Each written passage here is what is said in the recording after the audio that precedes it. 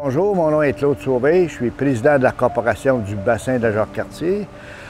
C'est une corporation qui a été créée en 1979, il y a maintenant 40 ans, avec un projet de réintroduction du saumon dans la Jacques-Cartier. C'est la rivière à saumon la plus à l'ouest de l'Amérique, la rivière à saumon atlantique, entendons-nous bien, la plus à l'ouest sur le continent nord-américain.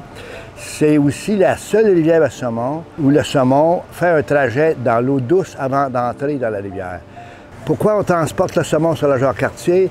Plus haut sur la rivière, environ 15 km, il y a un obstacle naturel qu'on appelle les gorges d'Erie, qui a toujours été un obstacle à la montaison du saumon, ce qui a fait qu'on doit transporter le saumon en amont pour pouvoir lui donner de l'espace pour se reproduire.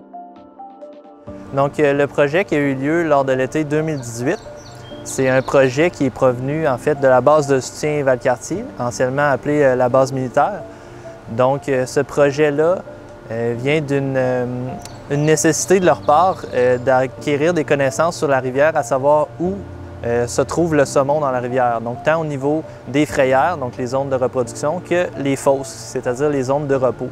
Nous, notre intérêt, évidemment, étant donné que ça fait 40 ans qu'on travaille à la restauration du saumon, mais c'est des données qui sont extrêmement intéressantes pour adapter, que ce soit le transport, les ensemencements ou toutes les autres activités en lien avec le saumon. Donc, les rivières qui étaient observées, c'est évidemment la rivière Jacques-Cartier, mais aussi les rivières Sotoriski et Rivière-à-la-Chute. On a pu identifier 121 frayères potentielles, donc 43 qui étaient nouvelles. De ces 121 frayères, il y en a 9 qu'on a pu confirmer l'utilisation. Et dans ces 9 frayères, il y avait 34 nids de saumon qui ont été identifiés. En ce qui concerne les fosses, on a découvert 140 fosses potentielles sur la rivière. Encore une fois, là, de nombreuses qui étaient nouvelles. Donc ces fosses-là sont importantes étant donné que le saumon va s'y reposer avant la reproduction. Donc sont très utiles dans le cycle de reproduction du saumon. Ensuite, le deuxième projet qui a lieu cette année, c'est un projet de pêche expérimentale. L'utilité est au niveau des fosses de repos seulement. Donc, on ne regarde pas les frayères, on regarde seulement les fosses de repos.